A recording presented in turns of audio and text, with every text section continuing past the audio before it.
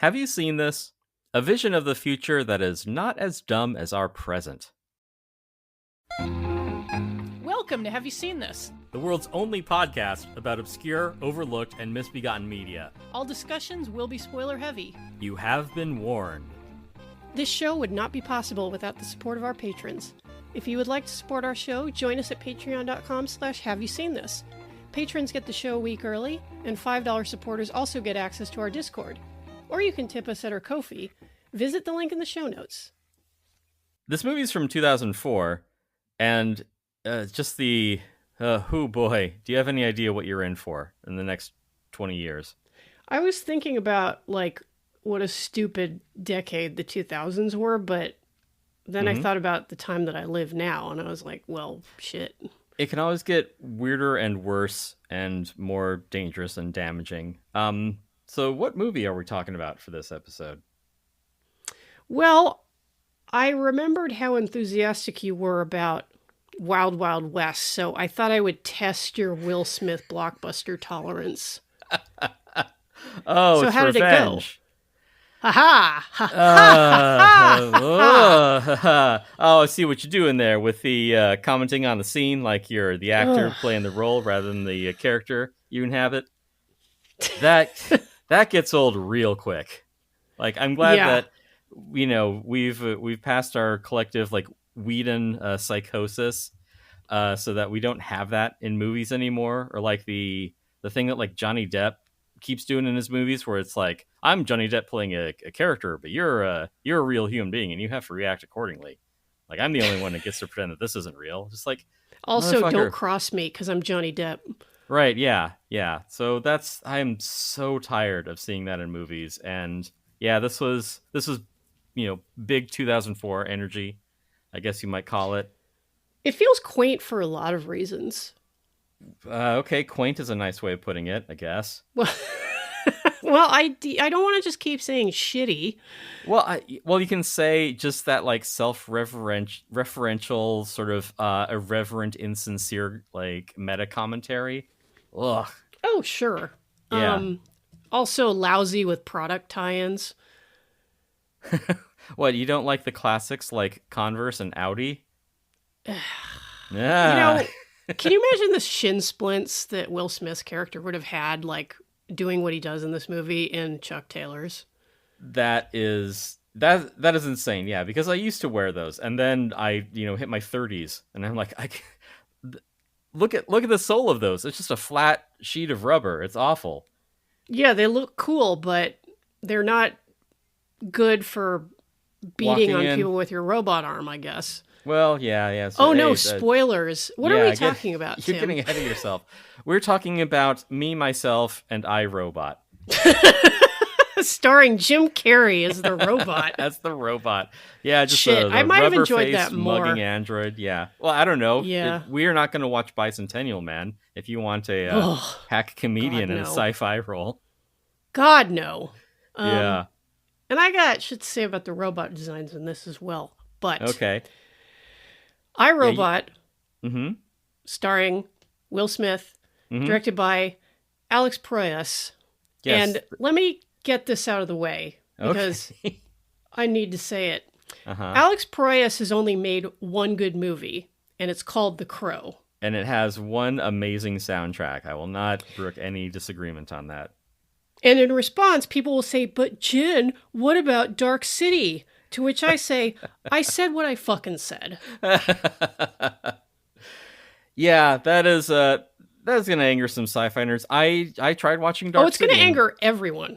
Right, yeah. Maybe we should have talked about that, except for it's, well-regarded, if not well-reviewed. It's... But I cut you off, I'm sorry. Yeah, no, I mean, I tried watching it, and I'm like, man, I don't get it.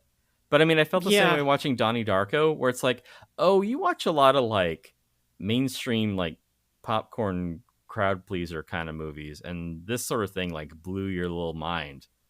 You can have a movie where it's kind of eerie, and for some people that's enough. And same thing with Dark City. I mean, I don't remember it that well at this point because it didn't leave an impression on me, but I'm like, there isn't a lot going on in this movie. It's all it's all mood, but it's very stylish, and it certainly puts the mood across.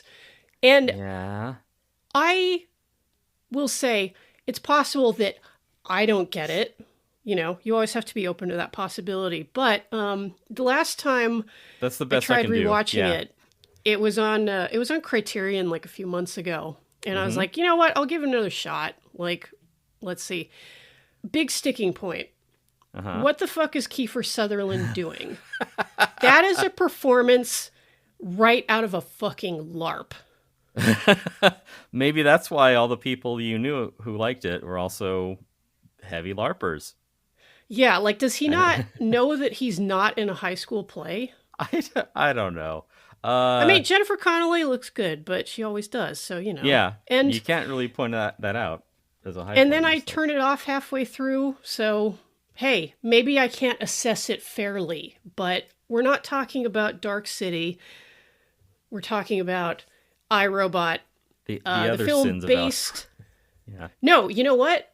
Not even based on Uh-huh.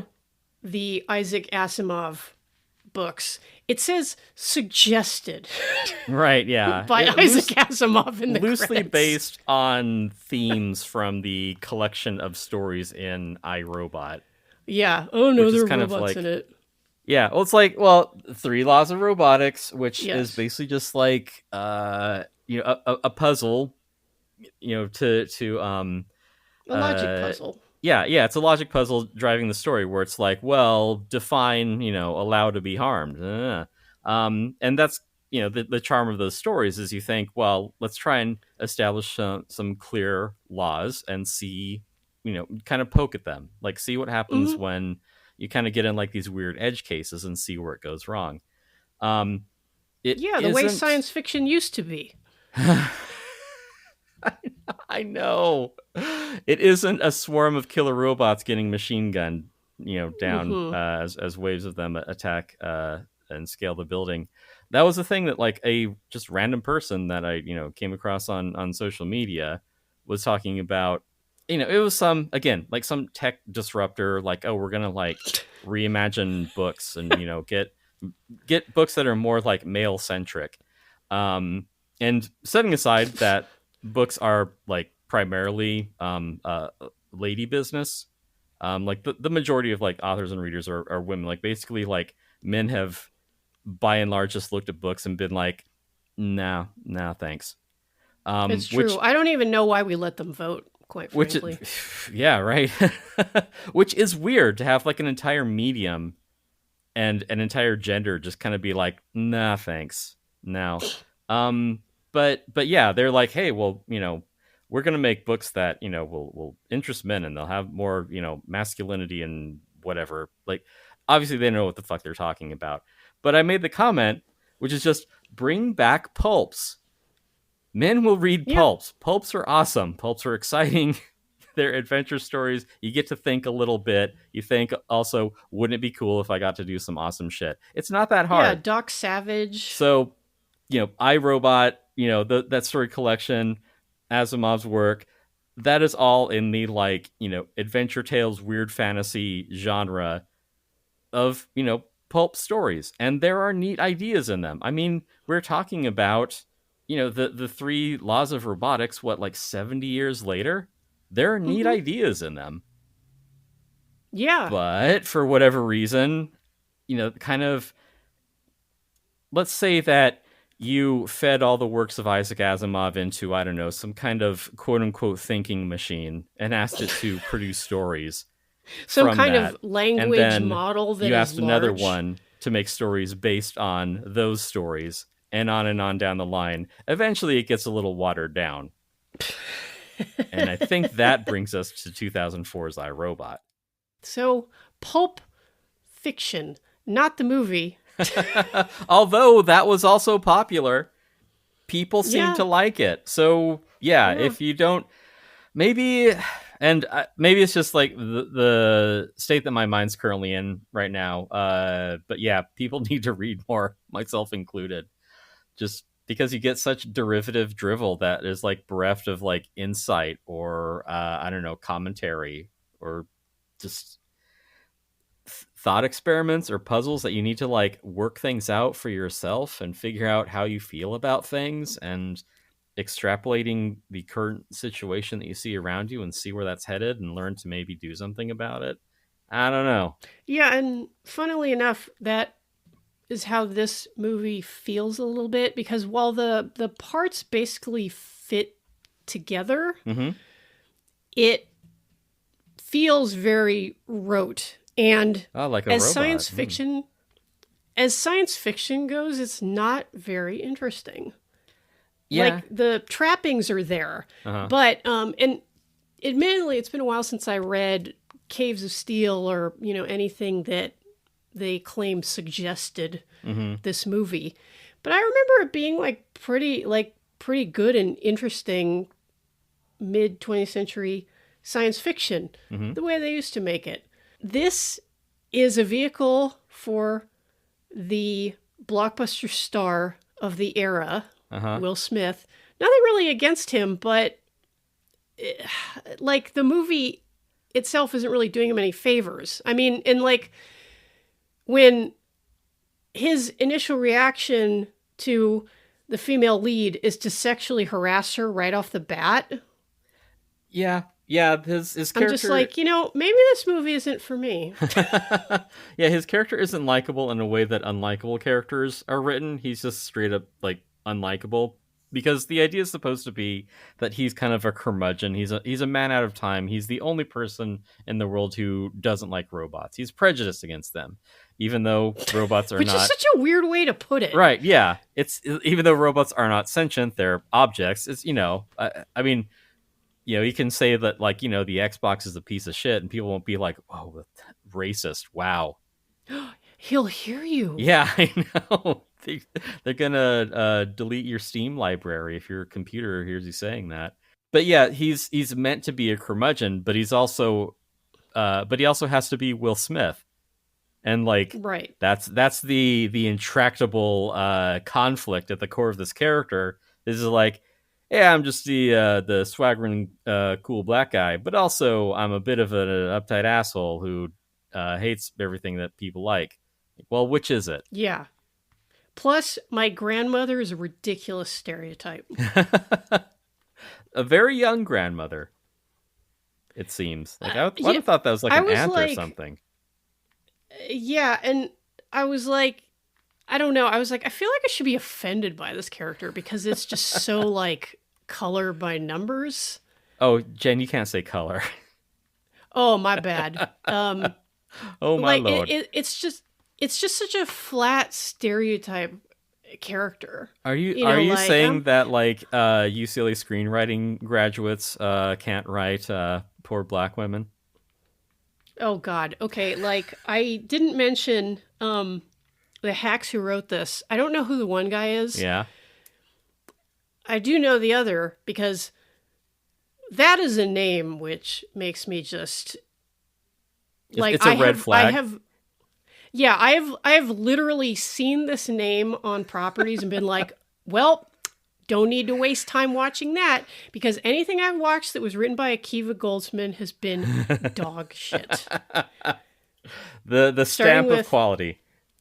Yeah, and you know what he's doing now? He's currently running the new Star Trek shows that no one likes. Perfect. So there you go. Yeah. I mean, this is the sort of thing that, again, like an article that, someone from the UK that I stalk posted, where it was about how, all the like up and coming like UK thespians are basically nepo babies. Like, everyone is like, in order to have the background to become a movie star, you basically need to have rich parents. Like, that's the beginning and the end of it.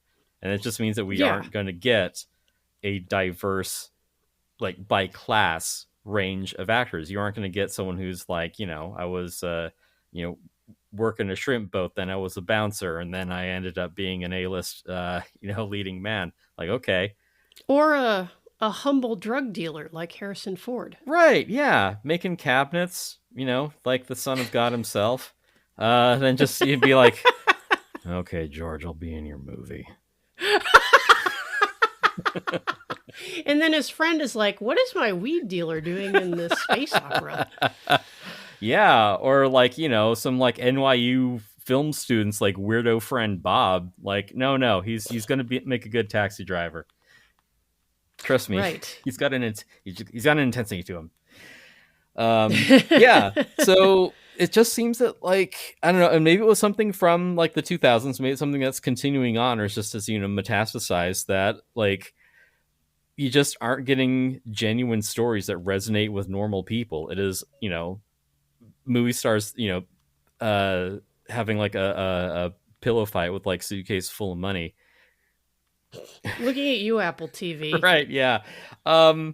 It just Apple TV shows feel like they were written solely for people who make over $200K a year. Right. Yeah. It is the executives at Apple approving, making like creative decisions where it's like, oh, buddy, you were not hired to be creative. Right. But I mean, it's a company run by Tim Cook. He's a logistics person. He's not a visionary. Fuck you, Tim Apple. Yeah, right. We were talking about iRobot, or trying to, but yeah, I think that your point stands. Akiva Goldsman or whoever, were just like, oh, I know that the script is going to be shit. It's just going to be a by the numbers blockbuster screenplay. Like everything, like all the notes are going to hit, and you're going to feel a certain way because it's basically like patting you on the head and being like, all the things you already know are right. I'm looking at you. I'm looking at you, Andor. And yeah, you're just gonna get. We are just chock full of spicy takes tonight. Andor could have been 5 episodes shorter, but we are not talking about Andor. We are trying to talk about iRobot. Right, and I think I'll say thing about Will Smith is that there's nothing wrong with him really. He's working with what he was given in a part which they would have slotted any old leading man into this, to be honest. Yeah, like whoever was getting paid $20 million a picture at the time would have nabbed this role. At that time, it was Will Smith because he was very popular. He is Will Smith playing Will Smith. Yeah, and you know what? Like, my problems with the movie don't really have a lot to do with him. He's a perfectly charming presence. Like, the role is a little bit shitty because, like we said, he's like kind of an asshole and like kind of underwritten. Yeah, the main character is kind of underwritten. He's a movie star asshole. Where it's like you can't really dislike him. He's a divorced detective whose ex-wife is so underwritten she doesn't even appear in the movie. But her presence looms over him. Right. Isn't that just like a fucking woman? If we could talk about really well-written shitty characters, I would like to talk about May from Prince of the Sun. No, we're not going to talk about Prince of the Sun anymore. We did that already, Tim. Let's just throw that topic out the window. To be fair, I would rather that she was the lead in this movie, but life isn't fair. So there you go. Yeah. Check out our Prince of the Sun episode if you haven't from yet. last week. Very fun movie. Yeah. This, though, while it is certainly well made, it's that kind of well made that like makes my skin crawl. Yeah, it just sort of washes over you. You're like, yeah, we'll get to the end of this. Sure. Yeah, movie, just say what you're gonna say. Like, you're waiting for it to kind of like hurry up and finish its sentences. Yeah. Like, that is a movie where you can't wait for the ending. Look, I know where this train is headed. Let's just get there already. Yeah, and I forget which one of my Letterboxd friends said this, but their review of this movie basically started, hey, what if it was Minority Report but shitty? I don't even remember Minority Report.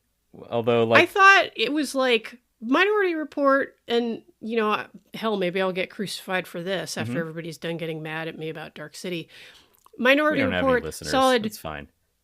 Solid 3-star movie. I didn't love it, but it didn't piss me off. This is like, I think your friend of mine, Bitter Corella, said it a little while back during our Mars Needs Moms episode, where he's like, there are movies that are scrappy little underdogs that you root for, and then there's kind of like the big budget slop where you're actually like offended that they thought you would like this. Yeah. Is this like just a clip show episode at this point? Like, I am reminded of a point I made a few episodes ago. Hell, we could write iRobot at this rate. We're just piecing together classic bits to turn into some more slop. Oh, but Tim, there are so many classic bits in our run. It's true. Yeah. Why not give the people what they want? We should... But do you get what I'm saying, right? That it's like, it's so... It's a popcorn movie from 20 years ago. What could you possibly get out of it? Well, I'm trying to figure out, like, why it, like, kind of pisses me off while I'm watching it. And I think it has a lot to do with the fact that, you know, I enjoy genre fiction, and I've seen my share of, like, sci-fi, and this, to me, like, I mean, yes, it's like a science fiction story, but how about this? It's a science fiction sequence of events. Sure. Like, am I asking too much? Am I asking too much for science fiction to be intelligent, is what I'm getting at. Yes. Okay, people don't like that. Yeah, I mean, if you did something that was with, like, well-grounded, you know, grounded characters in a realistic setting with moral ambiguity, that shit is getting canceled on streaming, like, unceremoniously. So people aren't keeping up with it. That's true. Yeah. Even Andor, just no, sorry, we're talking about iRobot. As our listeners drop precipitously. No, anyway, it's so boring, and, like, nothing means anything. It's just like, what? It just hurry up. Just get to the part where they get blown up at the end. I don't know. I haven't watched it, so I'm staying out of the controversy. I'm only just hate watching it at this point, because, like, I'm getting nothing out of it. Okay, so, well, Tim's obviously got a bug up his ass, so this episode is now about Andor, because fuck it, who cares? Andor. No, I'm kidding. Yeah. So, what's the basic premise of iRobot? Let's start there. Look, there are 3 laws of robotics. I'm not going to explain them because you're listening to this podcast and you already know what they are. But they make it so a robot can't hurt a human being. Yeah. But you can kind of adjust the dials on those to be like, well, define a mission of action. Does this mean that I must be proactive? Like, if I see someone eating a donut, do I, like, slap it out of their hand and be like, I can't allow you to be harmed by eating too much fast food? Cholesterol. Yeah, right. It becomes a bugaboo. You see, Tim, from I care about you. I care about your health. Yeah, that's why all those donuts end up on the ground. Yes, it is reductive to the the bugaboo of decades past of the mythical nanny state. Like, what happens if we're too safe, if we're too protected? And it does get into ideas that's not about a problem now, is it? Right? Yeah. It's every man for fucking himself. What if the nanny state made you drink clean water, huh? It didn't let you do your own research. What if there's a robot that got in your phone and told you when the air quality was poor, huh?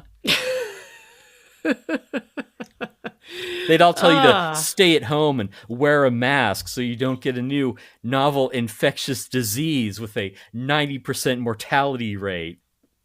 God, what is this authoritarian nightmare you've conjured up? Yeah, don't tell me what to do. I don't have to wear my fucking seatbelt. Like, what's the matter?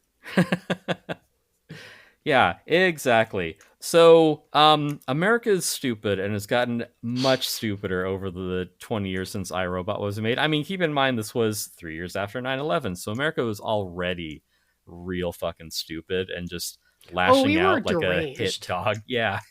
Yes. That's an excellent way of putting it. Yeah. So, then we kind of leveled out and be like, look, we just can't have good things anymore, but at least things aren't going to get any worse. And then they did. So some of Hot the concerns, day today. Yeah. So some of the concerns in this movie seem a little quaint, and it is funny how, Will Smith hates robots because they're annoying and intrusive and everywhere. And I wouldn't know anything about that. Hang on. I'm looking at a webpage and I have to close this pop-up to say, do you want to sign up for our newsletter? And a chat bot is asking me if it can sell something to me. Also, I need to turn off my cookie. Motherfucker. These damn computers. Like, oh, Tim, sounds like you're really prejudiced. It's really strange because it feels weird to see this kind of gentle utopia that it posits, where the vast majority of robots, at least at the start of the story, are these docile helpmeets, basically. You know, one brings the lady her asthma inhaler. Yeah, they're delivering packages, they're, working soup kitchens, they're like looking after the elderly, they're immigrants, basically. Right. But without those pesky emotions. Yeah. They're without the needs. pesky things like rights, where they can just be like thrown into like an industrial shredder if they disagree about something. And that's the thing, because it's like this isn't Westworld. Right. This isn't Blade Runner. Uh-huh. There isn't this troubling ambiguity about the appearance of sentience and like what rights do we offer. Yeah, because it's like, what? Robots are things. Like, they do work. It's the way that some people view other human beings. Yeah. Like, it feels like we've regressed so far since then. Right. It's like, forget treating robots like people. Like, we don't even want to treat people like people right now. Yeah, exactly. It's a much more like fraught conversation than the, utopian dystopia of iRobot, where things pretty much work. But then at the same time, like, all the people who would be like the Bruce Greenwood character in this movie are telling us that we're all going to be like madly in love with chatbots. Yeah. Well, of course he would believe that, because he, that's his business model is, a robot in every household. And that's another disappointment of this movie, is that it's another flat character. Like, there's no effort to engage with the figure of the billionaire with inexhaustible resources, like unilaterally making decisions for an entire populace, like pushing his agenda. And as it turns out, by the end, he's only a pawn, basically. And the villain at the end of the movie is basically an AI that's run amok, which people are still like so fucking paranoid about, even though it doesn't seem like we're quite there yet. Well, I mean, again, it is the dumb vision of the future, where sci-fi worries like, what if AI is so smart that it then like outwits us and enslaves us? But it's like, the reality is, what if AI is so dumb and unreliable, but people use it anyway? Like, that's the real horror. I would love to see that movie. No, you that would be not. Something different. Yeah. But I mean, if it was a movie, it would just be a movie. You know what I'm saying? Right, yeah. I don't know. I think you'd walk out of it and be like, I thought this was supposed to be fun escapism. This just sounds like my life. That's why I refused to watch Silicon Valley for so many years. I'm like, I just get traumatized. Like, because you lived it. Yeah, it's like reminding me of work. Yeah. Why can't we have cozy sci-fi? Yeah, exactly. What if Will Smith was roommates with the robot, with Sunny, and then they had the cat together? Yeah, and the robot was like a horrible bigot, and he like stabbed him, and he was like a degenerate gambler, and he threw him out the window. Tim, forget Prince of the Sun for like 40 minutes. It lives in my heart forever, iRobot was not enough to dislodge some like cash grab Golden Child knockoff where they had Cynthia Rothrock for a week. Like that is the more compelling movie. I'm sorry. This movie is like this movie is the equivalent of like the decor on like house flipper shows. Right. Yeah. Like, it looks fine, but it's like, wow, really? More of this? Fuck. Yeah. There's a driftwood sign, hanging on the wall that says "Live, Laugh, Robot." I don't know. But yeah, the CEO in this, like, he's, again, it's a quaint notion. The idea that a, for-profit company, a CEO who is the richest man in the world, would want to bend an AI to serve his own ends. Let me see what's happening in the news right now. What is a Boer anyway? The reason that they killed James Cromwell's character in this is because he wouldn't shut up about white genocide.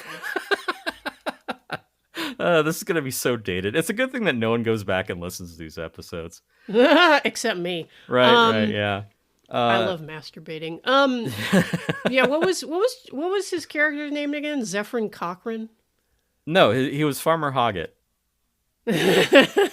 That'll do, robots. Yeah, but yeah, and it's pretty obvious to be like, hey, maybe privatizing social services isn't such a great idea. And it's like, well, I'm glad that idea took hold. Yeah, as long as there's someone who can make money off of it, like, there's always going to be a way that someone's going to find a way to just make things. I mean, you look no further than private healthcare. Like, that has a bit of pervasive problem, and like there's a middleman profiting off of that. Although I saw United Healthcare stock is down half from what it was a year ago. You'd love to see it. Yeah, but just like, I mean, how many times do we have to keep telling you idiots, like, don't give in to private enterprise? Like, they aren't going to make things better. They're going to find ways to extract more wealth through a basic like public service.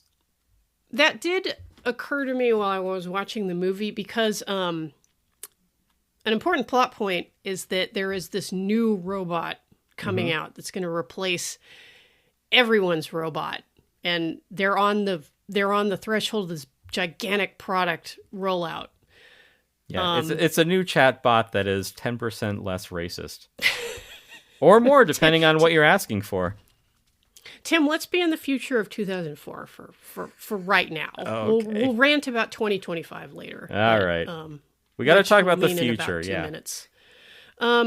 So they're like, we got this new NS5 robot. It's going to replace your robot. It's so much better. And of course, it's 3 laws safe. Now, with the sheer amount of NS5s that were going out, and with the kind of like implication of the movie, it's like everybody has like, a pet robot, basically, or like a robot like helper. Will Smith's grandma like, how are people... a robot. Yeah, I was like, how are people... Okay, and like his grandma like wins a robot through the lottery, which, okay, fine. Yeah. But the robots are so pervasive in society at that point. I was like, how are people affording these robots? Or is the government just giving people robots? Is there like universal basic robots? Look, because they are part of a bigger conglomerate that also sells streaming media and has like a subscription plan for, delivering packages, they can afford to sell the robot at a loss, even though they are incredibly unpopular and their development has stalled. They're still putting them out, and there's a robot in every home.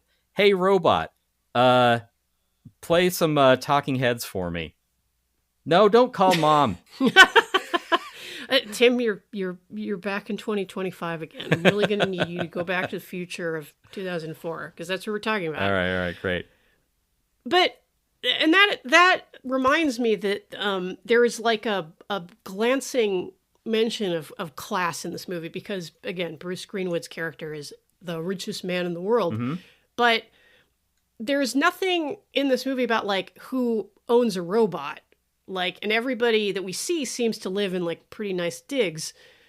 So everybody can afford robots? Is this truly like a post-scarcity society? And just everybody gets a robot if they want a robot? Well, after the trade wars ended, the price of robots came down substantially. I guess so. Yeah. Well, I mean, they're paid for by taxing, carbon output offset credits. Oh, good. So, yeah. That's why they can be so cheap. So this is another reason why this movie like sucks as science fiction, is because like it doesn't really raise any interesting questions about the society that it takes place in, let alone the society that we live in right now. It's just like, people will have robots and like robots will do a bunch of stuff. And this guy is really bigoted because he hates robots. Oh, by the way, it turns out that he's right to be prejudiced. Yeah. This black man is correct to be a bigot. Oh, this movie was woke. That's what's... Yeah. There. How do you like that? So it strikes me as absurd, is what I'm saying. You're saying you weren't on board with it. Well, again, like I think that it's just quaint that, what's his name? Bruce Greenwood? Mm-hmm. Yeah, that Will Smith's character, it comes face to face with the the CEO of US Robotics, not the modem company. I guess they branched out. The CEO of robotics, US Robotics, and the richest man in the world, and he doesn't just shoot him in the head. Well, that's how much things have changed since this movie was made. Sure. I mean, that's like a movie thing, though. Like, people don't usually get shot in the head in movies unless they really definitely need to be dead and can't come back for story reasons. Well, I would be fine with that. Well, okay. Well, Tim, we don't want to get yanked off all platforms. I want to get yanked off rhetoric. So. Oh, you mean something else? Okay. 2004 future. Yes. I think we've said that it seems quaint and dated. To my mind, it's not particularly interesting because there's no real friction. Also, there are free roaming Shia LaBeoufs. Oh yeah, that's the real horrifying vision of the future. Yeah, I think I screamed a little when he showed up. At least he hadn't found his instrument yet. Like, he delivers dialogue in a clear fashion. Oh, even though the dialogue sucks balls. Yes. Yeah, the worst thing that you have to deal with in the future is a 20-something who swears. The guy's like, oh man, she is just straight up hot as balls, my dude. Like, can you put in a good word for me? Shut up. Yeah, even the Demolition Man is just rolling his eyes at this. Every single character in this is one-dimensional. Shia LaBeouf's character, horny. Will Smith, he's a detective and he's an asshole. Bridget Moynihan, Dr. Susan Calvin, who, as I recall, was a somewhat interesting character in the source material. We can't have that. She's just well, I'm the smart girl, and I'm just going to be consistently wrong until this man can show me what's true and right. Yeah, it is you're the dumbest smart person I've ever met. And she's like, you're the dumbest dumb person I've ever met. I see they're having an interpersonal conflict. Very interesting. I wonder if they'll resolve that by the end of the movie. She said dumbest dumb person. She was going to say dumbest right black person, but... She's like, I don't think they like that. Her characters secretly are racist. Just never touch on it.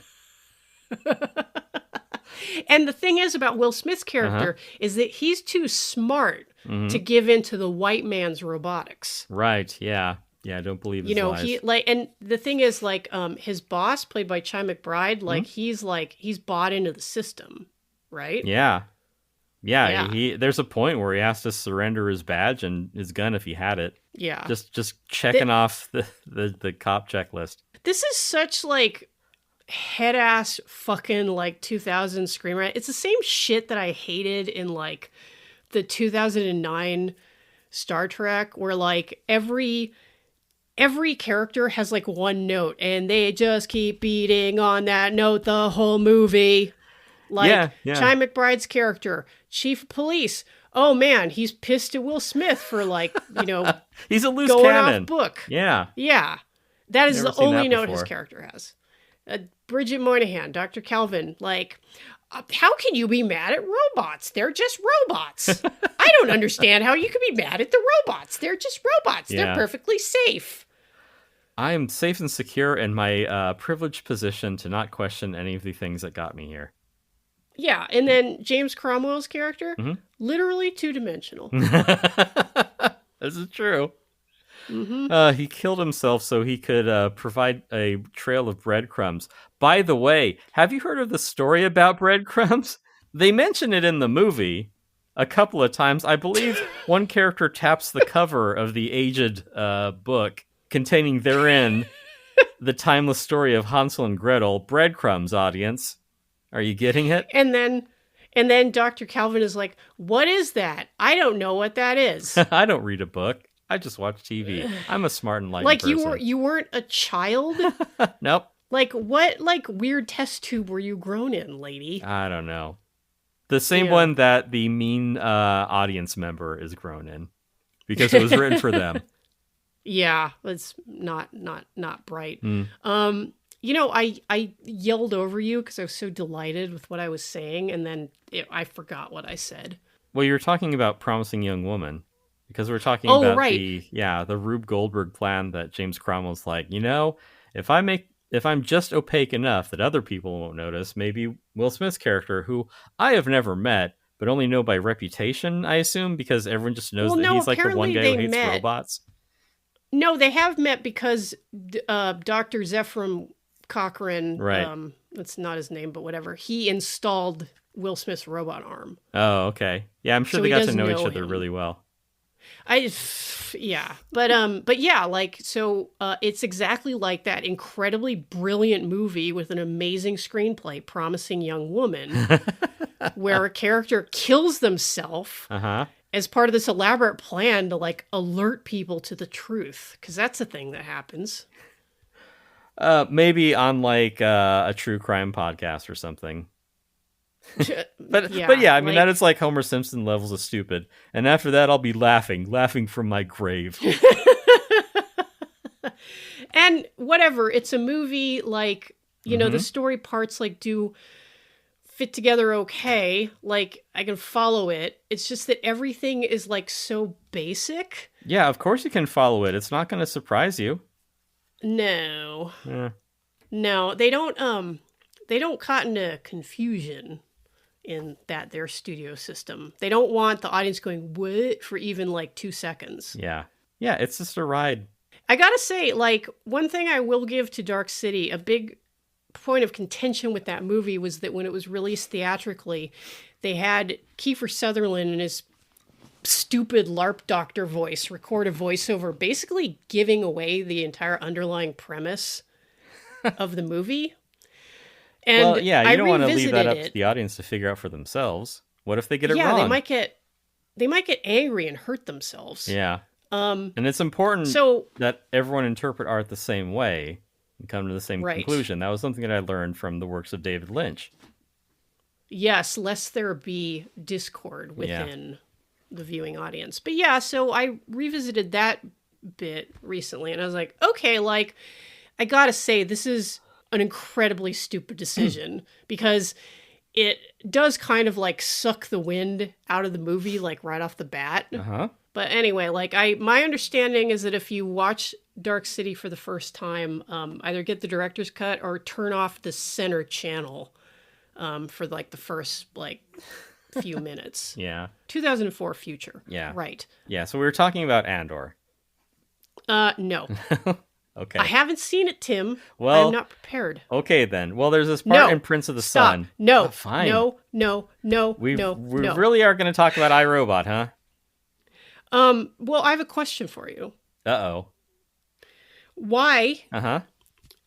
Why did they demolish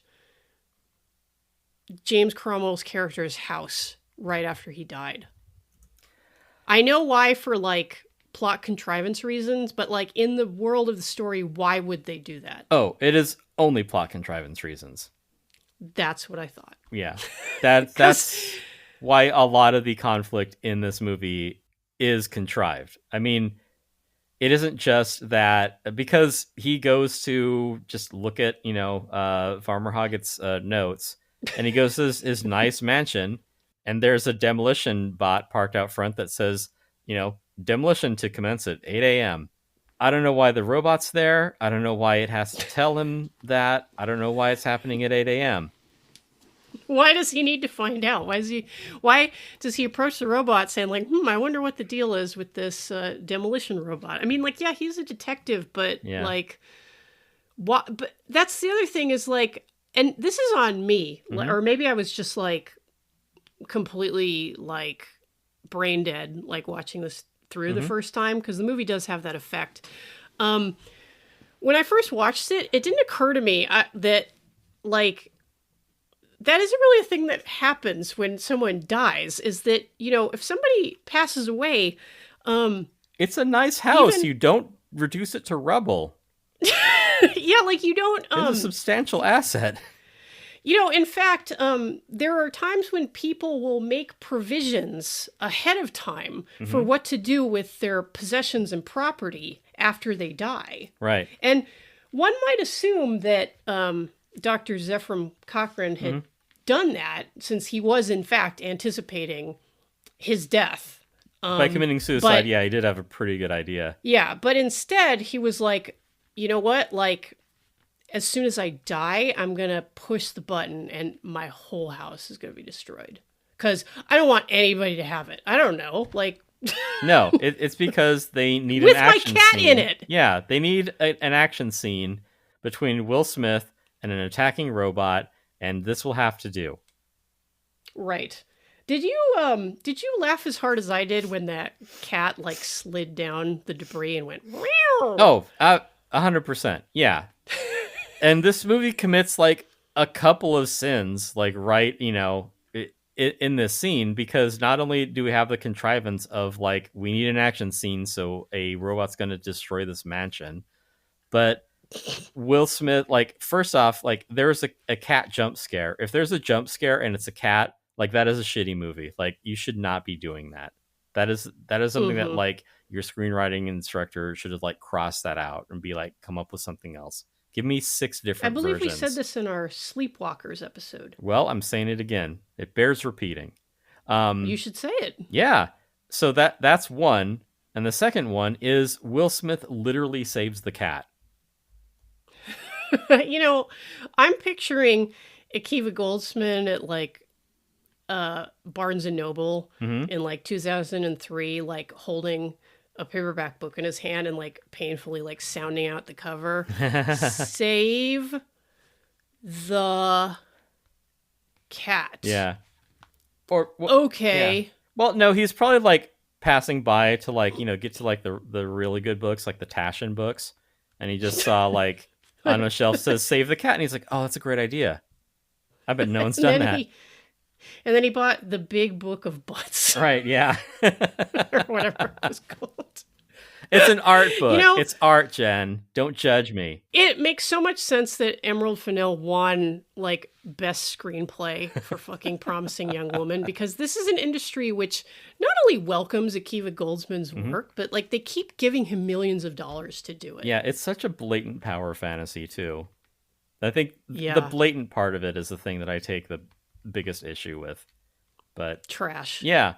But yeah, in this scene, a robot demolishes a building because we have to have an action scene. A cat shows up, does a stupid jump scare, makes a hilarious cat noise because it's always going to be funny. Yeah. Will Smith literally saves the cat. And then the scene ends. I don't remember what's gained by it other than a cat. Yeah, which and I was disappointed that he didn't keep the cat. He just gave it to his grandma. Right. Well, I mean, he does. It makes sense, but because he's a dick, but yeah. I was still disappointed. I don't know. I was kind of hoping that when he woke up the next day, like the cat would just be chilling on his bed. Well, that's funny that you say that makes sense, because so much of Will Smith's character being abrasive is just him being needlessly obtuse. Like, he goes to show up to scientist lady's house, and he's like, a damn cat. Oh, the damn cat. And she's like, a cat did this to you? And he's just like, ugh, lady, why do you not understand what I'm talking about? I'm making oblique references to things you don't understand that are not central to the things that, the events that I just experienced. Why do you not understand that? It's like, why don't you speak plainly, you poorly written character? Women, am I right? Right, yeah. Always asking about cats. Yeah. Always asking about the things you're talking about and taking them at face value. Yeah, and the movie is full of scenes like that where, again, it's one note. It's like when Will Smith first meets up with Bruce. I haven't internalized any of these characters' names. No, why would you? Will Smith's character is Spooner, Detective Spooner. I think he reviewed. I think he reviewed video games for Channel Awesome or something like that. Yeah, but he's friends with Professor Forker and Professor Knifer from Future War. When he goes to meet with the CEO, like the contentious tone of their meeting is just It's like a teenager wrote it. Yes, thank you. Yeah. I was struggling, and you cut right through the bullshit, Tim. Yeah. It is like middle school level writing. Yep. Oh, you mean just like having characters sniping at each other, but without really interacting, of them being like, I present a point of view. I present a different point of view. Yes. Going back to, and man, we're bringing up all my bête noirs in this episode. That's probably why you suggested this one. Yeah, I think so. Going back to the 2009 Star Trek, that is how J.J. Abrams writes scenes. Everyone acts like a pissy hormonal teenager. Yep. Which is why Conflict. Spock in that movie acts like a psychopath. Right, yeah, because you'd have to establish well-entrenched points of view. You'd have to develop the character in order for their viewpoint to come across in an organic way that resonates with the audience, so that when someone else feels differently, you're like, well, now I don't know how to feel because they both make great points. But no, the scene is just, I monologue about one thing, you monologue about another thing, and then the scene ends. And it's like, oh, these characters don't like each other. Like, yeah, because on some level they disagree, but we don't really go any deeper than that. Well, it's because like the people writing these movies went to like UCLA or USC or whatever, and they went to the first lecture in their screenwriting class, and the professor said something, they weren't really listening, about how in the Western tradition, drama tends to be about conflict, and they wrote down conflict in their notebook, and they put a question mark underlined after it a couple times. Yeah, and then they stopped going to lecture because it was at 9 a.m. and like, who the fuck has time to get up early for that? Not me. And these people are currently writing screenplays. I mean, a lot of people are writing screenplays. Not a lot of them are getting made. Right. I should say these people are getting their work produced. Oof. Terrible. What a world to live in. Yes, indeed. We haven't talked about Sonny. Who's Sonny? The robot. You gave it a name? Yes. Sonny Bono was a robot. Rest in peace. No, is this a limerick? I don't even know anymore, Tim. All right. Sonny the robot, played by Alan Tudyk of some Joss Whedon show. Oh, some like one-off Traveler clone. Yeah, some piece of shit. Speaking of Traveler, doing perfectly fine voice and motion capture work here. That's not really a problem. I don't care for these robot designs. I don't know why people would have these in their houses. Well, if you're Will Smith's grandma's character, you can use them for cooking, and she can be like, we're cooking up a storm. We've been cooking like crazy. And you see the machine like chopping all the vegetables and everything. And it's, of course, it being like AI, it's like, lady, you aren't doing shit. The robot's doing everything. You're talking to Will Smith. See, grandmas be like, here's some pie. I love cooking. Yeah. Oh, the doctor saved my baby. Classic grandma. The doctor saved my baby boy. I'm grandma. Now I got a robot. Yep. It's dog shit. No, and this isn't like, I don't know, like something about the design of these, and I admit that I am biased towards, I don't know, like Soriyama style androids for reasons. Yeah, subscribe to the uncensored podcast for us getting into that. Sorry, I lost my train of thought for a minute. You never had one to begin with. No brain cell. Yeah. I don't know why people would want these like fetal ass like shrimp dumpling looking robots at all. And Dr. Calvin's whole thing is like, oh well, I make the robots more friendly to humans or whatever. These things are just so off-putting. All right. I mean, if it has a face on it, you'll like it. I mean, you watch The Black Hole, and you love those little robots. Oh man, I really do.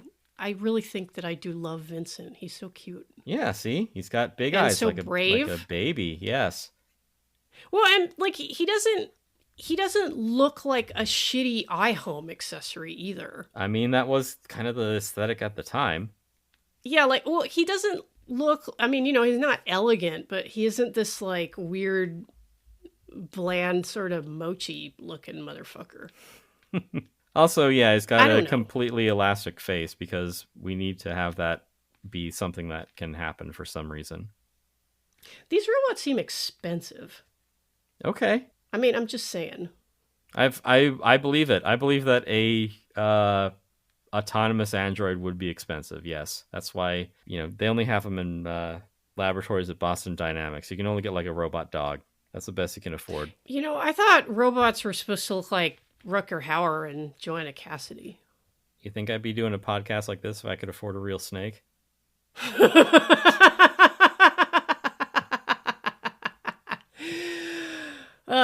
Yeah. True. Well, those are the Nexus 6. Like, those didn't come around until 6 years ago. Yeah. Yeah, this is That's 2004. True. Yeah. They are very advanced. I don't know, Tim. What do you think of Like 7 the years robot? Ago, 8 years ago. The robot is fine. Like most of this movie, he's there. He's inoffensive. He's fine. You know what else kind of pisses me off about this movie? What? Is that what the movie thinks is like a really good own is when is when Detective Spoonie is interviewing the maybe killer robot, and he says, "Can you paint a brilliant picture? Like write a great symphony?" And then the robot's like, "No, can you?" And we're all supposed to go, "Oh," at that moment in the trailer. Well, what should have happened there? I don't know. It's just it's a such pretty a like glib own, but I mean, it is an own. Like it is. Yeah, but like, well, you know what? That's actually fair because that's at about the level that I believe that Will Smith's character would be operating on. Okay, fair enough. Because he's not he's not really reflecting on like the place of robots and robotics in this world. He's just pretty much dead set against it. Even though, as we later find out, he is a cyborg. Mm-hmm. A self-hating cyborg, the worst kind. And I have to admit that maybe, again, I wasn't really paying attention the first time I watched this through. Mm-hmm. And I didn't find my answer in the second viewing either. Okay. Did the robot that pulled him out of that car accidentally rip his arm off, and that's why he has a fake arm? Because that would be funny. That isn't explained. But yeah, the background of it is that he doesn't, and it doesn't really figure into anything. The robot saved him because it had a higher probability of being saved rather than the girl who was in the car wreck, and he has like survivor's guilt over that. It doesn't figure into anything, and he's got a robot arm out of the deal somehow. Maybe it was from the accident. Maybe it's why he couldn't get out on his own. Maybe it's why the robot saved him. It kind of doesn't matter. Well, it's also so Dr. Calvin can like feel him up, feel his body. Yeah, that's a real weirdly like sterile sexual scene where it's like, let me just put my hands all over you, but I'm not into you. Yeah, which is like, and like I'll just say it. It's like really, and we all know that like it is considered very impolite to, for example, touch a black person's hair. You're just gonna go up and start like feeling their limbs? Yeah, I know. There's a pregnant woman who's very upset with me once. It feels weird, and also it does feel like a moment which maybe in the 80s, a hornier time, would have led to like some kind of intimate encounter between our two leads. But because it's the 2000s and everybody's like fucked in the head, and people are like, well, we can't have Will Smith fuck Bridget Moynihan. We can't have human connections. That would be distasteful. Yeah. And I don't know, maybe they didn't want a hint of romance in this movie, but like I still think it is very weird to have her like just feel him up in that way. And it's uncomfortable for like a lot of different reasons. It's uncomfortable because it isn't honest about what it is. That's true. Yeah, like I think that's the bigger problem with it. So, and with your previous scene about, can a robot make art? And it's like, can you? Well, if I were to describe this in 2025 terms, if you were using like an AI to make something, That is you being like, hey, I wrote a symphony. I painted a beautiful picture. It's like, no, you fucking didn't. The AI did. Right. So, and the thing is, Sonny admits in the movie, like, well, it's true, like, I can't, like, make a great masterpiece, but he can draw. Yeah. I mean, like, you don't think the camera, like, I mean, I know it's a fixation of like young filmmakers to, want to know like what kind of camera you're using because you're so fixated on technology, but it's like, well, what do you do with it? Like, that's the important thing. Right. I mean, there was that one photographer who literally like built his own cameras out of like scraps and like boxes and stuff. Yeah. I can't remember his name, but and maybe I shouldn't even bring him up because I believe that he mainly built cameras to take creep shots of young women in his town. Oh, well, he's a very motivated artisan. And the thing is like they're remarkably beautiful photos, but also you're like, none of these were taken with permission. It's in public, Jen. You don't need permission to photograph someone in public. True. Well, Ask in me a how I know. surveillance state, like, what does it matter? Oh, speaking of surveillance, why wouldn't you put surveillance in the service tunnels? That seems like a really important place to put security cameras and stuff. Well, yeah, I mean, that's, speaking of taking creep shots, like, that's why, Chuck Berry made sure that there are cameras in all the important places. But no, like, am I crazy? Like, yeah, the idea is like, why would you put a security camera in a sewer? And the answer is because your players just assume that every clue means let's look at the security footage because they don't have any better ideas. So you're just like, yeah, sure, roll investigate. I'll hand this clue over to you. But yeah, sometimes there's not a camera somewhere. Like, I get that, like, it's an easy contrivance, which is why people who, maybe don't examine narrative with a fine-tooth comb will just fall back on that.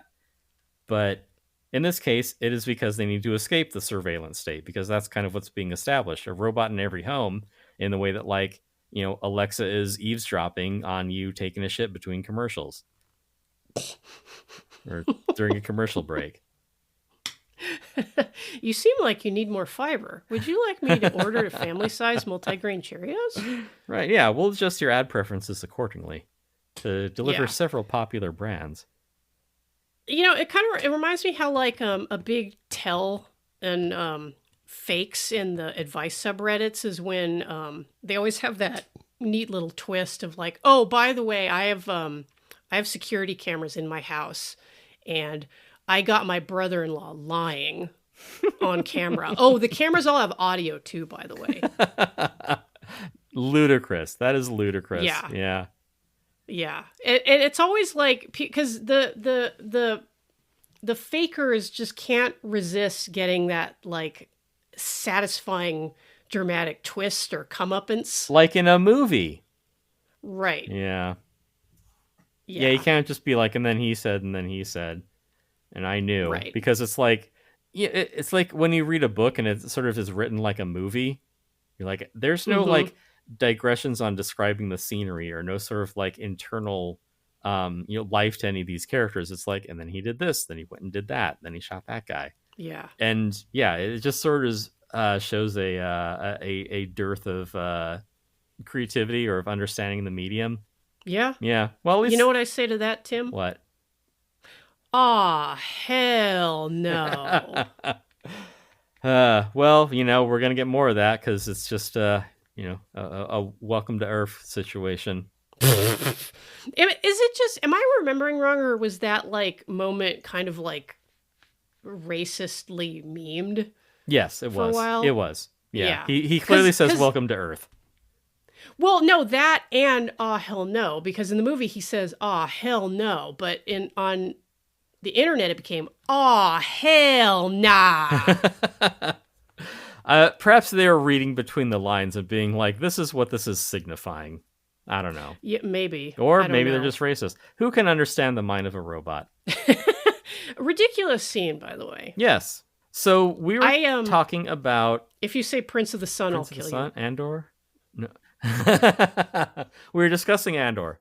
We were speaking of belief. All right, and the polarization of media from just people who don't read, and it's all derivative. Man, like this, we aren't even talking about iRobot. We're just like venting our bile about every other like poorly contrived blockbuster that like follows the same cliches as iRobot.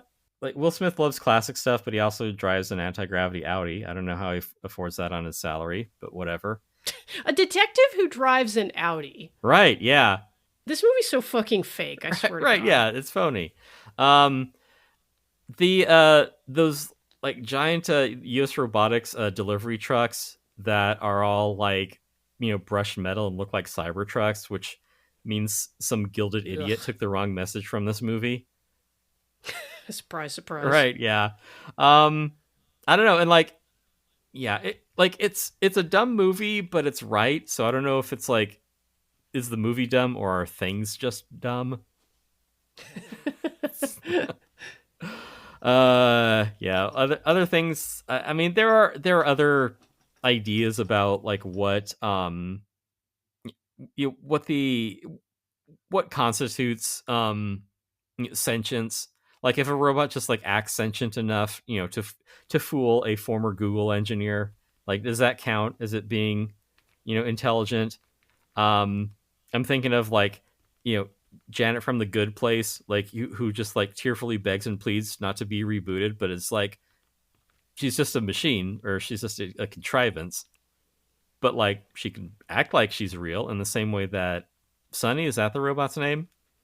Yes. Like he can talk a good game about being sentient and having dreams and not being a drone like the rest of those robots, which turns out is actually important to resist the nanny state and be an individual because in a way it can become a gilded cage if the omniscient AI decides that you're a danger to yourself. Maybe it'll just say, hey, we're gonna live in a human zoo from now on because it can't allow you to come to harm because you're too stupid and reckless. That's an interesting notion. But too bad it wasn't explored here. Well, hey, Will Smith has a cyborg arm, and that's the important thing. We need to stash that earlier because it's important in the third act. It's not crucial to the story or even ideas about like humanity or losing it when you are replaced with a machine. But whatever. I have another question. Okay, go for it. Why is it that whenever people have like cyborg implants and stuff, they suddenly have like super strength? Yeah, that's a much bigger question and not even worth. We don't have the time. That's outside the scope of this episode, right? Because maybe you have an arm that can lift 400 pounds. If you don't have a spine that can carry that, you're gonna have a problem. Thank you. Yeah. That is it exactly. Right. You read my mind. Well, but you're right. It is out of the scope of this movie and indeed this very show. Yeah. But you were saying. Oh, I was just kind of running down the list of issues I had with this. Of course, the CEO's problem is because he wants to kill the robot that can think for itself. Which, I mean, isn't that the dream of every CEO, to kill something that has autonomy and isn't subject to your whims? Like robot or employee, it's the same problem. Indeed. Yeah. And also, the movie or the characters in the movie do play fast and loose with, ideas of, autonomy versus property. Like, is it a him or is it a thing? Yes. Like when, the CEO wants to destroy it, it's a thing. But, when it is a product to be sold, then it's a him. It's this invaluable resource. Unless it's a problem, then it can be destroyed. So it's all very nebulous, and maybe it's important to be aware of that people will change the terms in which they're arguing in order to reach the conclusion that they want you to make. So there are notions in this movie. It's really boilerplate the way that it comes across. Just being a weak sauce version of Dick Jones from RoboCop. Yeah. Yeah. their ideas about, the death penalty because the robot's going to be given a lethal injection. Keep in mind, it's an object that talks a lot like a person. I mean, I would have a moment of hesitation if I had to like beat a Furby to death with a baseball bat. But it is still a Furby. You would have a moment of hesitation, and then you would proceed with glee. Oh, absolutely. Yeah. So, there's also like the notion of, ceding a public good to private enterprise. I don't know if we have time to go over that. Just the idea of like, the company that makes the robots sees like you as a customer, not as, a peer, not someone to be cared for, someone to be exploited, because that is capitalism ultimately.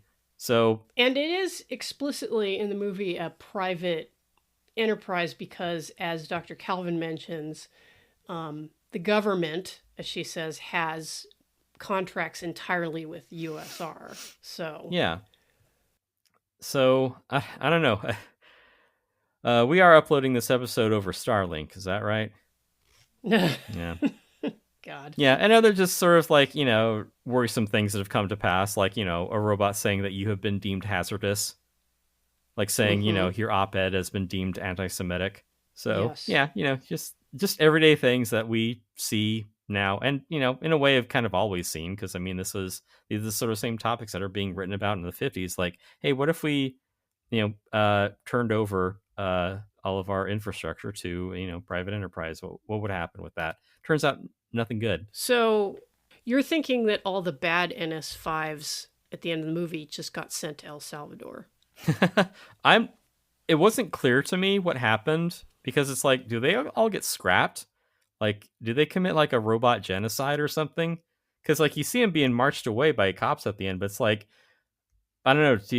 Do you like have like a tank run over the guns, at the end of a war?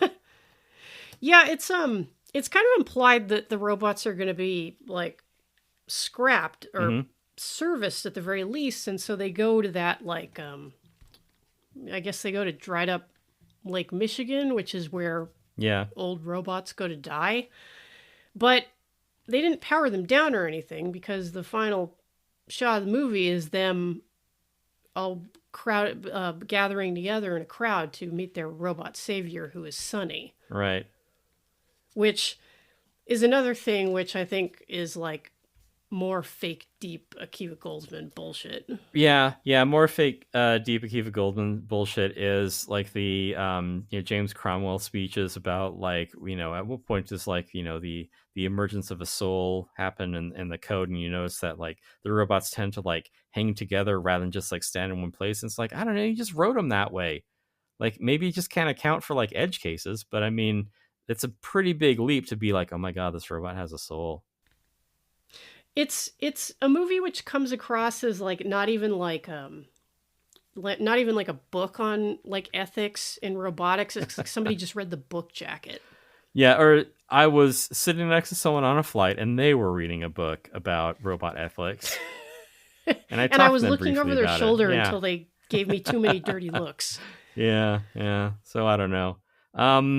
There are a couple of, innovative, camera angles where like it's kind of following things as things are tumbling and rotating. So you see things kind of look a little freaky. Mm-hmm. It's a neat thing to put in your movie. I mean, if nothing else, Alex Perez is an adept visual stylist. Yeah. But yeah, it's but like, yeah, the source material are they're sort of logic puzzles, not shoot 'em ups, and that's that's where this movie I think loses its way. I think you're right. Yeah, because that's how it feels. It doesn't really capture anything about the feel of the source material, which I remember being reasonably thoughtful. Right. Yeah, like it gives you something to think about. This movie's like, oof, they made it to the end, and now I can stop thinking about it. But I shouldn't be too hard on this movie. I mean, hell, I saw Hancock in the theater. Wow, you really do love Will Smith blockbusters, Tim. He's really popular. He's a charming young man. Anyway. Yeah, you know what I got from the story though? What? The Little Lost Robot is more about how it's important to blend in, and this may not even be the point of the story. But he's like, yeah, I'm a free thinking robot, and I can kind of ignore my programming in ways to achieve ends beyond the narrow path that I've been programmed to follow. But as he does that, it does that. Hang on, it's like problems arise. So you realize that the only way for the robot to exhibit self-preservation is by blending in, which is kind of the idea behind Blade Runner. Yeah. Also, Australians might, call it the tall poppy syndrome. Like you don't want to stick out. The nail that sticks out gets hammered down. Indeed. Trans people may call it passing. People on the spectrum might call it masking. But it's interesting how in these cases, the person or the, independent character finds themselves out of sync with everyone else, and their problem is not fitting in or being clearly, othered. Yeah. What an interesting idea. I would really love to see a movie about that. Yeah. Well, sorry, this isn't it. Why don't you read one of the... instead I watched a movie that was trying to sell me like some kind of Audi concept car. Yeah. Well, read Little Lost Robot instead. It'll give you something to think about. There you go. Yeah. Blade Runner is indeed, one could call it a mostly vibes-based movie, but it's so poignant compared to this. It really is. Because you... and I know this is something that Kiva Gilson wouldn't be familiar with. It's certainly not something in iRobot. There are a lot of rich, sympathetic characters in Blade Runner. And you can kind of, roll them around in your head and be like, oh, I see, what their concerns and what their anxieties are. And, the older I get, I'm like, I'm feeling more and more what a huge piece of shit Deckard is. Yeah. So this really reflects on myself as a human being. Yeah, wow. Makes you think about your own values. And they don't even need to enumerate the 3 laws of robotics. Even then, like sniffing out a Nexus 6 or something or a replicant is just like you gotta do the same logic puzzle as sort of outlined in like the iRobot stories, where you gotta sort of say, okay, well, if you were in this situation, what would you do? If you were in that situation, what would you do? What if you were in this conflicting situation, what would you do? And that way you kind of suss out their programming, which is what happens in a lot of these, Asimov stories, because ultimately they're logic puzzles. But yeah, Blade Runner is like, again, it's more vibes than that. We're going to do a noir where he's, interrogating the femme fatale. And that is a much cooler, sexier noir version of conveying the 3 laws of robotics. Yeah, a movie that makes you feel a kind of wistful sadness about your own nature.